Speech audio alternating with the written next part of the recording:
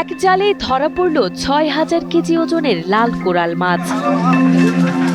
Saint Martin দ্বীপ সংলগ্ন বঙ্গোপসাগরে গত ২৪ ফেব্রুয়ারি দুপুরে টেকনাফের মিজানের মালিকানাধীন ট্রলারে জেলেদের জালে একসঙ্গে প্রায় ১,০০০-এরও বেশি সামুদ্রিক লাল কোরাল ধরা পড়ে, যার প্রতিটির ওজন ৫ থেকে ৭ কেজি।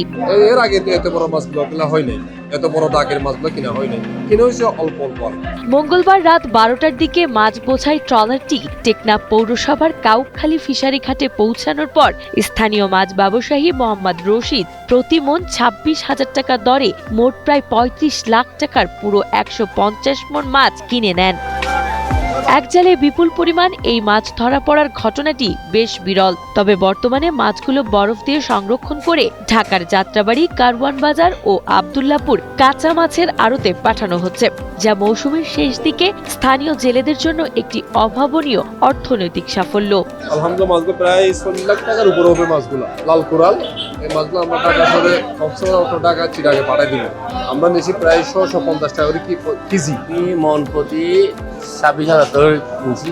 তারপরে এই মাছগুলো টাকা পাঠাবো, টাকা যাত্রাবাড়ি, আব্দুল্লাহপুর, কারণ বাজার।